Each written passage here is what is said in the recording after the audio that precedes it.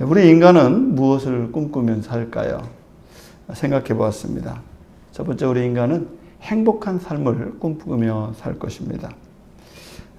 행복이라는 단어를 찾아보니까 이 한자로 행복이라고 하는 단어는요, 원래 나도 모르게 찾아오는 복이라는 의미예요. 나도 모르게 찾아오는 복을 우리는 행운이라고 하잖아요. 근데 이게 원래 한자로 행복이라는 뜻이 나도 모르게 찾아오는 복이 행복이라는 거예요. 그런데 이 행복이라는 의미가 나중에는 수고와 노력을 통해서 얻어지는 개념으로 행복이 바뀌게 되었습니다. 사실 그래서 행복이라는 것은 저절로 주어지는 것이 아니라, 저절로 내가 기분이 좋아지고 저절로 내가 삶의 만족이 오는 것이 아니라, 이 만족과 이 상쾌한 삶을 위해서 무엇을 해야 되냐면 수고와 노력을 통해서 행복을 얻을 수 있다라고 하는 것입니다. 여러분들이 내년도에 행복한 삶을 얻기를 원한다면 여러분들도 수고하고 노력하는 시간들로 채워지기를 주의 이름으로 바랍니다. 두 번째는 우리가 무엇을 바랄까요? 우리는 의미 있는 삶을 꿈꾸며 살아야 합니다. 이 찰리 채플린이라고 하는 사람은 이런 말을 했어요. 인생은 가까이에서 보면은 비극이지만은 멀리서 보면은 희극이다. 이런 말을 했어요. 우리가 우리 인생에 가까이에서 우리 자신을 경험하는 걸 보면은 힘들고 고통스럽고 어려운 일들을 막 겪기 때문에 그거밖에 보이지 않지만은 인생의 먼 곳에서 우리를 보라보면은 그건 참 즐겁고 행복한 모습이 보여진다는 것입니다. 우리는 인생이란 긴 여정 속에서 의미 있는 존재로 이 땅에서 살아야 된다는 것입니다. 의미 있는 존재가 되기 위해서는 어떻게 해야 될까요?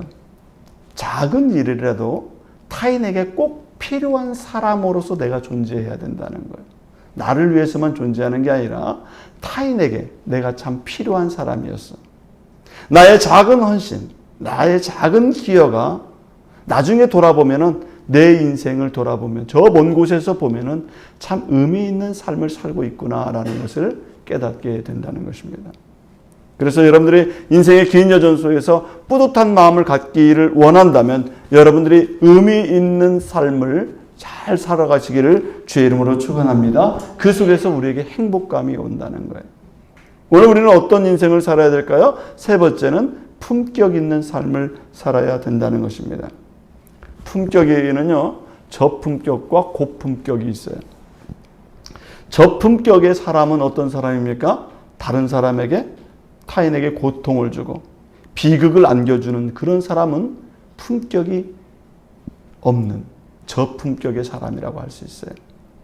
그러나 고품격의 인격을 가진 사람은 그 됨됨이가 아주 다르다고 할 수가 있습니다. 타인에게, 슬픔을 맡고 있는 사람에게 그 슬픔을 위로하고 격려함으로 그 슬픔이 희망으로 바뀌어질 수 있는, 기쁨으로 바뀌어지게 할 수 있도록 만들어줄 수 있는 사람이 고품격의 인격을 가진 사람이라는 거예요. 기꺼이 자기 자신을 헌신함으로 희생할 수 있는 사람이 고품격을 가진 사람이라고 할 수가 있는 것입니다. 여러분들이 인생에서 행복하고 의미 있고 품격 있는 삶을 살기를 원한다면은 여러분들이 여러분의 삶 속에서 여러분의 삶의 태도가 지금의 모습에서 내가 좀 더 발전하고 하나님이 원하는 모습으로 성숙되기를 주의 이름으로 축원합니다. 오늘 성경을 볼 때 오늘 우리는 우리의 바라는 행복한 삶, 의미 있는 삶, 고품격의 삶이 우리에게 이루어져야 되겠지만 오늘 성경에서 보면은 하나님께서 우리의 믿음 속에서 우리에게 꼭 필요한 단어를 우리에게 말씀해 주고 있습니다. 오늘 우리에게 하나님께서 말씀해 주시는 단어가 무엇일까요? 그 단어가 바로 부흥이라는 단어예요. 하박국 선지자에게 하나님께서 주신 그 단어가 뭐냐? 부흥이라는 단어를 그에게 허락해 주셨습니다. 저는 오늘 성구 영신 예배를 통해서 우리에게 부흥이라는 것을 한번 생각해 보기를 원합니다. 오늘 본문에서 부흥이라고 하는 이 단어가 주는 의미가 있는데 이 부흥이라는 단어는 어떤 의미를 가지고 있을까요? 첫 번째로 부흥은 언약의 회복을 의미하는 것입니다. 자, 오늘 본문에 있는 말씀 보면 이렇게 되어 있어요. 여호와여 내가 주께 대한 소문을 듣고 놀랐나이다. 여호와여 주는 주의 일을 이 수년 내에 부응하게 하옵소서. 이 수년 내에 나타내시옵소서. 진노 중이라도 긍휼을 잊지 마옵소서라고 되어 있어요. 왜 믿음의 사람들은 부흥에 관심을 가져야 될까요? 이 부흥이라는 것은 다시 하나님께로 돌아오는 것을 의미하는 거예요. 부흥이라는 것은 원위치로 돌아오는 것을 의미하는 것입니다. 오늘 본문에서는 주의 일을 이 수년 내에 부흥케 하옵소서라고 언급하고 있어요. 주의 일을 수년 내에 부흥케 하옵소서. 주의 일이라고 했어요. 주의 일은 무엇을 의미합니까? 주의 일이라고 하는 것은 하나님과 약속의 관계를 의미하고 있어요. 하나님과의 약속, 언약의 회복이 빨리 돌아오기를 원합니다.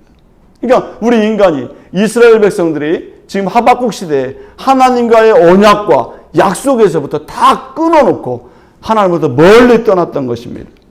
그래서 하나님과의 약속과 언약으로 다시 돌아오기를 원하는 것이 바로 부흥이라는 것입니다. 하박국 선지자는 이 말씀을 하면서 기억을 하고 있어요. 하나님은 약속을 하시는 하나님이시라는 거예요. 하나님은 이스라엘 백성들과 애굽에서 그들을 구원해 주실 때 애굽이라고 하는 그 노예의 늪에서 나오게 하시고 홍해의 위험에서 그들을 구출해 주시고 그 광야의 40년의 터널을 지나서 마침내 그들을 가나안 땅으로 인도하시는 구원의 역사를 이루어 주셨어요. 하박국 선지자는 역사를 돌이켜 봤어요. 이스라엘의 역사를 돌이켜 보니까 하나님은 한 번 구원해 준다고 약속하면은 그 언약을 반드시 이루시는 분이라는 사실을 그 하박국은 깨닫게 되었습니다. 하나님은 약속한 것, 언약한 것은 반드시 원위치로 돌아오게 만들어 주신다는 것입니다. 여러분 20세기에 게토라고 하는 것을 아시나요? 이 유대인들은 게토라고 하는 이 단어를 들으면 머리가 쥐나가 날 만큼 싫어하는 단어가 게토예요. 유럽 내에서 유대인들만 살도록 만들어 놓았던 이 주거지가 바로 게토라는 데예요. 게토. 그래서 유럽 사람들은 유대인들에게 노란 딱지의 별을 이 가슴에다 꼭 달고 다니게 했어요. 유대인들은 이 가슴팍에다가 노란 별을 달고 다녀. 그게 유대인 표시를 하고 다니라고. 그래서 유대인들은 항상 다닐 때 게토 지역에 머물면서 노란 별 모양의 딱지를 붙이고 다녔어요. 나는 유대인입니다. 이런 뜻이에요. 차별을 하는 거예요. 유대인인지 누가 유대인인지 모르니까 노란 딱지 별을 붙이고 있으면 당신 유대인이고 차별을 하고 멸시를 하고 핍박을 하는 대상이 바로 노란 딱지에 별을 붙인 사람이었습니다.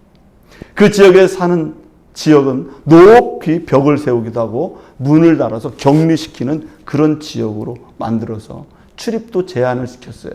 게토 지역은 그냥 너희들은 이 이후에는 나오지 마. 너희 문제니까 나오지 마. 이렇게 했습니다. 2차 세계대전 이후에 유대인들은 동유럽 지역에 도시의 빈민으로 살아야 됐고 나라도 없는 국민들로 살아야 됐습니다. 그리고 가슴팍에는 항상 노란 별을 달고 다녀야 되는 이 비극의 상징인 이 노란 별을 달고 게토 지역에서 살았어요.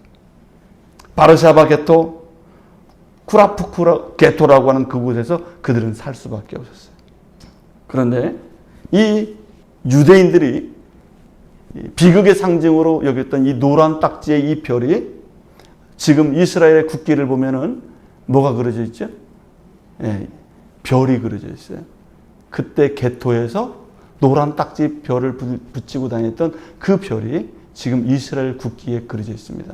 우리는 노란 딱지 받았던 사람들이다. 그런 거예요. 그럼 이스라엘 사람들은 그 게토 지역에서 그렇게 빈민으로 비극적으로 그 유럽에서 가장 낙후된 데서 그렇게 차별받으며 살았던 사람이 오늘날 어떻게 이스라엘의 나라를 이루게 되었을까요? 그것은 이스라엘과 영국이 1917년 맺었던 발포 조약 때문에 그런 것입니다. 이 조약을 통해서 이스라엘은 다시 나라를 회복하게 되었죠. 그 이후 이 유대인들은 세계를 움직이는 사람들이 되어버렸어요. 세계의 빈민이었어요. 근데 그들이 세계를 움직이는 사람이 되었고 노벨상을 가장 많이 받는 나라가 되었어요. 미국의 그 모든 글로벌 시장을 다 쥐락펴락하는 사람들이 유대인이 되어버렸어요.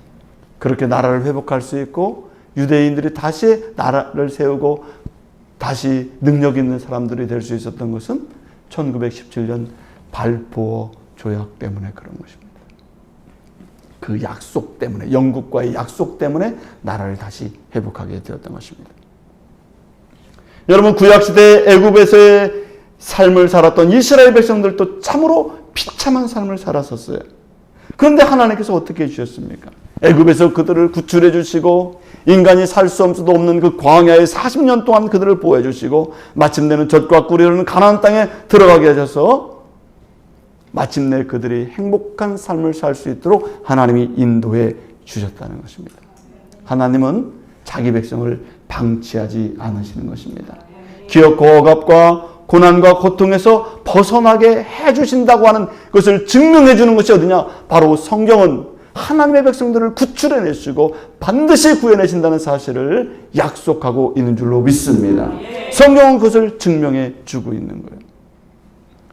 주님의 일, 하나님은 반드시 회복시켜 주시는 분이시고 그것을 약속해 놓고 있다는 것이에요.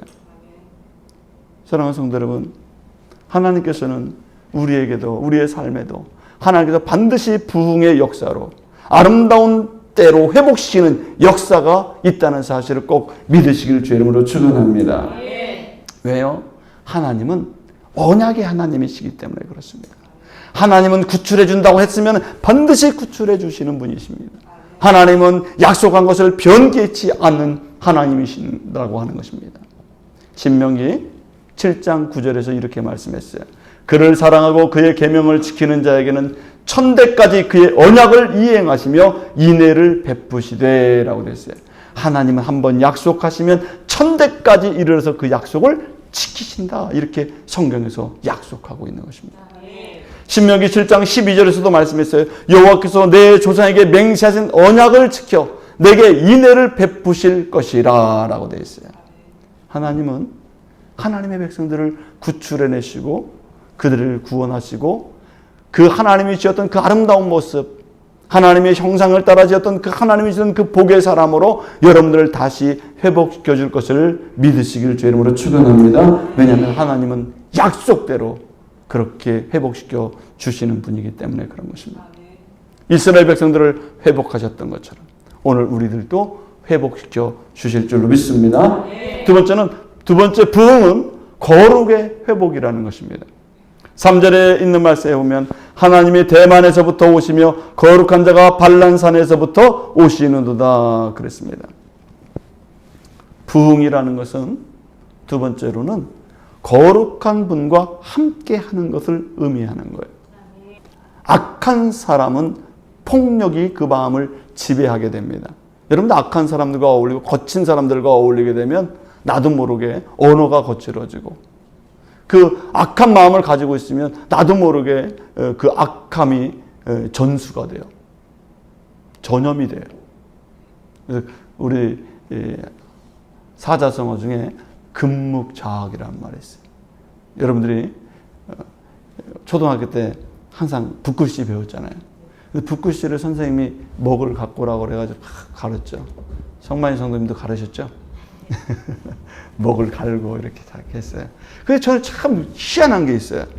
먹을 갈고 분명히 먹을 가지고 뭐 습자지에다가 막 붓글씨를 쓰는데 이 먹이 다 여기 묻었다는 거야, 여기에. 초등학교 때 보면 여기도 묻고 여기도 묻고 어떤 애들은 여기도 묻고 막 그래요. 왜 그래요? 이 먹을 처음에 사용할 줄 몰라. 쓰다 보니까 붓을 쓰다가 막 다 손은 막 새카매지고 이렇게 돼요. 뭘 가까이 있어서 그래요? 먹을 가까이 하면 나도 모르는 사이에 먹이 묻어버려요. 내가 원해서 묻는 게 아니에요. 나는 먹에 오염되지 않으려고 노력을 많이 했어요. 그런데 묻어버려서 다. 여러분, 악한 사람과 함께 있으면 악한 것이 나도 모르게 물들게 되는 것입니다. 지식만 사랑하고 지식적으로만 살아가는 사람들은 그 지식이 모든 것의 전부인 거라고 생각해요. 자본가들은 그 자본이 모든 것이 전부라고 생각해요. 그래서 그 사람들은 돈이 최고예요. 돈밖에 모르는 사람이 되는 거예요. 그러나 오늘 성경에서 하나님이 우리에게 말씀하시는 것은 다른 부분이 필요하지 않다. 그런 얘기가 아니에요. 다 필요한 것들이에요, 우리에게. 다 필요한 거예요. 그런데 하나님께서 여러분들이 부흥하고 다시 회복해야 될 것은 무엇이냐? 거룩한 믿음으로 충만해져야 된다는 것을 말씀하고 있는 줄 믿습니다. 지금 세상에 필요한 것이 무엇일까요? 이 세상에 지금 난무한 것이 무엇입니까? 이 세상에 난무한 것은 극심한 이기심이 난무해요. 이기심. 자기 이익만 챙기려는 독선. 포기하지 않는 무한한 욕망이 우리 속에 가득하다는 거예요. 이 세상이 왜 이렇게 어수선합니까? 지금 우리나라도 지금 어수선하죠. 우리 인간에게 베네핏, 내게 이익이 되는 것을 위해서 사람들은 거기에 모든 것을 인생을 걸고 생명을 걸고 모든 권력을 걸고 거기에 다 베팅을 하는 거예요.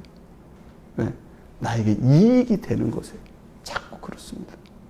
이 세상에 모든 사람들이 극심한 이기심에 빠져 있다는 것입니다. 그래서 하나님께서 이 땅에 절대적으로 필요한 것, 그것이 무엇이냐? 하나님의 거룩성, 정결함, 깨끗함을 회복해야 될 필요성이 있다는 것입니다. 우리 인간이 이 마음이 너무너무 오염되었어요. 오염되다 보니까 우리 오염된 마음이 빨리 정결해져야 된다는 거예요. 우리 마음이 정결한 이 마음이 되기 위해서는 어떻게 해야 됩니까? 이스라엘의 갈릴리 호수는 정말 맑은 호수예요. 왜 맑은 호수냐? 저 위에서부터 단에서부터 헬몬산에서부터 그 빙하 같은 만년설의 얼음이 끊임없이 흘러내려요. 그러니까 맑은 물이 이 갈릴리 호수에 끊임없이 내려오는데 저 밑에서는 갈릴리 이 호수에서 사해 바다로 끊임없이 물을 이렇게 뽑아냅니다. 매일 새로운 물이 들어와요. 맑은 새로운 물이 들어와요. 그리고 더러운 물을 자꾸 맨날 빼내요. 그러니까 갈릴리 호수는 어떤 호수가 되는 거예요? 맑은 호수가 되는 거예요. 끊임없이 맑은 물이 들어오기 때문에 그렇습니다. 오늘 우리들이 늘 정결하게 살 수 없어요. 우리 인간이 어떻게 정결하게 삽니까? 그러나 하나님으로부터 오는 맑은 물, 하나님으로부터 오는 맑은 말씀이 나 안에 항상 들어올 때 나 안에 있는 거칠어지고 왜곡되어지고 추한 나의 죄성이 끊임없이 배출되게 될 줄로 믿습니다. 하나님의 말씀이 들어와야 되는 거예요. 요즘 한국 사회는 세계에서 잘하는 것들이 참 많아요. 그 중에 잘하는 것 중에 뭘 잘하냐면 쓰레기 분리수거를 너무너무 잘하죠. 영국의 여대생이 한국에 와서 제일 놀란 게 있다고 하면서 자기가 얘기하는 얘기가 있어요. 영국의 여학생이야. 20대의 여학생이야. 한국에 와서 깜짝 놀란 게 있대요. 뭘 보고 너는 한국에서 깜짝 놀랐냐? 그랬더니 한국의 거리에 왔더니 휴지통이 없더래요. 휴지통. 그 영국에는 휴지통이요. 5분만 가면 휴지통, 5분만 가면 휴지통. 휴지통이 많대요, 영국에는. 그런데 한국에 왔더니 휴지통을 찾으려면 2시간은 찾으러 다녀야 휴지통 바듯이 하나 나온다는 거예요. 그런데 휴지통이 없는 것도 놀라운데 휴지통이 없으면 사람들이 휴지를 아무 데나 버려야 해서 휴지들이 막 많아야 되는데 또 휴지가 또 없대요. 휴지가 없어, 거리에. 그 영국 이 여대생이 놀랐어요. 그런데 영국에는 5분마다 가면은 휴지통이 있는데 사람들이 휴지를 휴지통에 안 버린대요. 그래서 영국 거리는 휴지들이 많대. 휴지통이 많은데 휴지통이 안 버려. 한국은 휴지통이 없는데 휴지가 없어요. 그걸 보고 깜짝 놀랐다는 것입니다. 선진국이 한국의 분리수거의 문화를 보고 놀랍니다. 영국이나 프랑스, 독일, 미국 등에서는 하고 싶어도 잘 안 돼요. 그런데 한국 사람들 얼마나 열심히 분리수거를 잘하는지 모릅니다. 한국도 처음에는 분리수거가 너무너무 힘들었어요. 귀찮았어요. 그런데 분리수거를 잘 하다 보니까 거리도 깨끗해지고 분리수거를 잘하니까 지구온난화도 막을 수 있고 그리고 분리수거를 잘하면서 재활용도 하면서 분리수거를 하니까 너무너무 좋은 깨끗한 사회가 될 수 있고 이 자원과 지구를 보호할 수 있는 이 많은 좋은 효과가 있다는 사실을 알면서 한국 사람은 지금도 분리수거를 열심히 하는 것입니다. 그런데 이렇게 분리수거는 열심히 하는데 우리 마음의 분리수거도 잘해야 될 줄로 믿습니다. 우리 마음도 많이 부패했어요. 우리 마음도 분리수거를 많이 잘 해야 되는 것입니다. 마태복음 5장 48절에서 뭐라고 했습니까? 하나님이 하늘에 계신 너희 아버지의 온전하신 같이 너희도 온전하라 그랬어요. 온전하라 그런 것입니다. 우리가 온전하려면 우리도 깨끗해야 될 게 아닙니까? 거리가 깨끗한 것처럼 우리 마음도 깨끗해야 되지 않겠습니까? 그것이 바로 하나님의 부흥으로 돌아오는 모습인 줄 믿습니다. 온전하라고 하는 것은 이 헬라어로 보니까 텔레오스라고 하는 단어를 썼어요. 이 텔레오스라는 이 온전함이라는 것은 목적에 맞게, 목적이나 계획에 부합하게 성숙해지는 것을 의미하는 것입니다. 무슨 목적과 계획에 부합해야 됩니까? 하나님이 여러분들을 만드셨을 때 목적과 계획에 부합한 것이 온전한 거예요. 우리가 온전하다고 할 때 여러분들이 온전하다. 여러분들이 참 온전하신 분이시네요. 당신이 참 온전하십니다라고 할 때 무슨 기준을 갖고 있느냐? 성경에서는 하나님이 만드신 계획과 목적에 적합할 때 그 사람을 온전하다 이렇게 얘기한다는 것입니다. 여러분 그릇에는 다 뚜껑이 있습니다. 저도 집에서 이렇게 뭐 하다 보면 우리 집사람이 뭐 이렇게 뚜껑을 맞추라 그래요. 근데 뚜껑이 여러 개가 있다면 맞아요, 안 맞아요? 어떤 때는 안 맞아, 이게. 딴 뚜껑을 막 덮으려고 하면은 안 맞아요. 예. 뚜껑이 짝이 안 맞아가지고 닫으려고 그러면은 다 새 나가는 거잖아요. 이것저것 맞추다 보다가 이 뚜껑이 안 맞으면은 사람이 스트레스를 받습니다. 그런데 뚜껑을 찾다가 딱 맞는 뚜껑을 맞춰서 덮어놓으면은 얼마나 기분이 좋은지 몰라요. 딱 맞으니까 얼마나 좋은지 모릅니다. 이렇게 하나님의 목적과 계획에 들어맞을 때 그것이 온전함인 거예요. 딱 들어맞을 때. 하나님의 계획과 내가 딱 들어맞을 때 그게 온전함인 것입니다. 여러분, 하나님은 우리가 하나님의 계획에 따라, 하나님의 뜻에 따라 우리가 회복되기를 원하고 있는 줄 믿습니다. 그것이 하나님의 계획과 목적에 맞게 딱 맞는 것, 그렇게 돌아오는 것, 그게 바로 부흥이라는 것입니다. 일상에 많은 사람들이 하나님의 계획과 목적을 등지고 갔어요. 그래서 그 사람들이 다시 하나님의 계획과 목적으로 돌아오는 것, 그것이 바로 부흥이라는 것입니다. 교회를 통해서, 여러분들을 통해서 많은 사람들에게 그 사람도 온전한 사람이 될 수 있도록 하나님의 계획과 목적에 맞는 인생을 살아갈 수 있도록 그렇게 우리 교회 모든 성도님들이 하나님의 뜻에 맞게 살아갈 수 있는 그런 교회가 될 수 있도록 함께 기도할 수 있기를 주의 이름으로 축원합니다. 성경에 보면은 하나님께서 가나안 땅에 들어가시기 전에 이스라엘 백성들에게 가나안 땅에 들어가기 전에 한 가지 꼭 해야 될 게 있다고 그랬어요. 뭘 하라고 그랬냐? 가나안 땅에 딱 들어가는데 요단강에서부터 해야 될 게 있다는 거예요. 그것을 뭘 하라고 그랬냐면은 여호수아 3장 5절에서 이렇게 말씀했어요. 여호수아가 또 백성에게 이르되 너희는 자신을 성결하게 하라. 여호와께서 내일 너희 가운데서 기이한 일들을 행하시리라. 그랬어요. 요단강을 딱 건너가서 너희들 가나안 땅에 딱 들어갈 것인데 너희들이 거기서 해야 될 게 성결하게 하라. 성경에서는 성결하게 하라는 성결이라는 단어가 107번이나 나옵니다. 성경에 하나님이 우리에게 주실 때 이 성결이라는 단어가 107번이 써 있어요. 성결이 하나님 앞에 중요해요, 안 중요해요? 중요한 거예요. 이게 바로 성결이라는 게 뭡니까? 하나님의 계획과 목적에 맞는 모습이 성결한 거예요. 이스라엘 백성들이 그냥 나 가나안 땅에 갈랍니다 하고 그냥 막 들어가는 게 아니에요.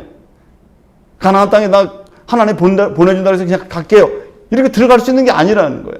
딱 들어가기 전에 뭘 하라고 그랬다고요? 스스로 성결하게 하라 그런 얘기예요. 그게 표예요, 표. 성결하게 하라 그런 것입니다.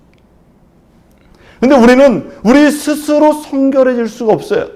내가 어떻게 성결해집니까? 내가 무슨 능력으로 내 마음을 깨끗하게 할 수 있습니까? 우리는 깨끗하게 할 수 있는 능력이 없어요. 누구도. 그래서 로마서 1장 4절에서 이렇게 말씀했습니다.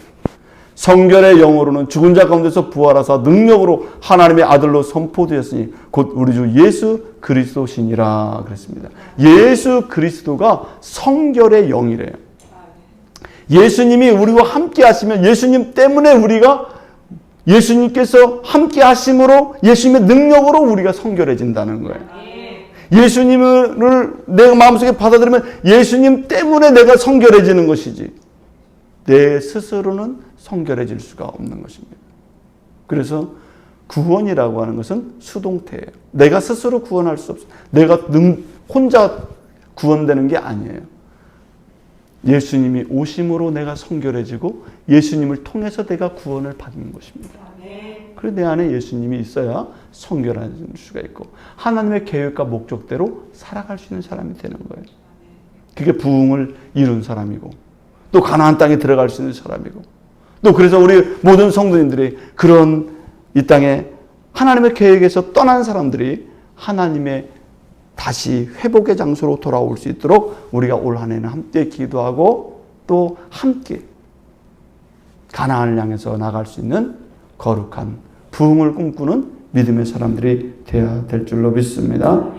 그래서 2025년도에는 우리 모든 성도님들이 하나님의 계획과 목적에 맞는 부흥의 통로가 되기를 주의 이름으로 바랍니다. 그 부흥은 누구부터 시작되느냐? 바로 나로부터 시작되리. 나로부터 시작되리.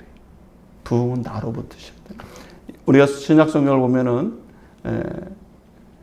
로마서, 고린도전후서, 갈라디아서, 데살로니가전서 11권의 신약 성경이 쫙 나오는데 그곳이 다 어디냐? 바울 사도 한 사람이 전도한 곳이에요. 바울 사도 한 사람이 변화되니까 바울 사도를 통해서 유럽이 다 변화돼 버려요. 한 사람 때문에. 놀랍지 않습니까? 바울 한 사람이 예수 믿었는데 어떻게 유럽이 다 변화돼요? 유럽이 다 변화됐어요. 한국에 페닉 선교사라는 분이 이 땅에 한국에 오셨어요. 우리 조선시대에 복음을 전하러 페닉 선교사가 그래서 그분이 한국에 와서 평신도였어요. 그분이 왜 선교를 했어요? 그분은 갓을 썼어요. 갓을 쓰고 옛날 우리 조선시대에 입었던 하얀색 옷을 입고 막 전도를 했어요. 캐나다에서 와서. 근데 그분이 혼자 와서 전도를 하기 시작했는데 그분이 선교사님이 이제 오셔서 전도를 했는데 지금 100년이 넘었죠. 130년 정도 됐어요. 그분 때문에 교회가 몇 개 생겼어요? 우리 침례교단 3,500개의 교회가 생겼어요. 그분 한 사람이 와서 선교하기 시작했는데 여러분 잘 아는 언더우드라고 하는 분이 이 땅에 오셨어요. 선교하러. 이 언더우드를 통해서 우리나라의 장로교가 다 생겼어요. 아펜젤러를 통해서 감리교가 다 생겼어요. 그분 한 사람을 통해서. 여러분들의 마음속에 하나님에 대한 목적과 계획을 가지고 나부터 정말 하나님 앞에 부흥을 꿈꾸고 내 자신부터 변화되겠다라고 생각한다면 그 한 사람의 변화 때문에 나중에 어떤 위대한 일들이 벌어질지 우리는 알지 못합니다. 여러분 자신부터 올 한 해 하나님 앞에 새로운 마음으로 믿음을 세워간다면 여러분들 통해서 하나님께서 위대한 일을 실행하신다는 사실을 꼭 믿으시길 주의 이름으로 축원합니다. 기도하겠습니다.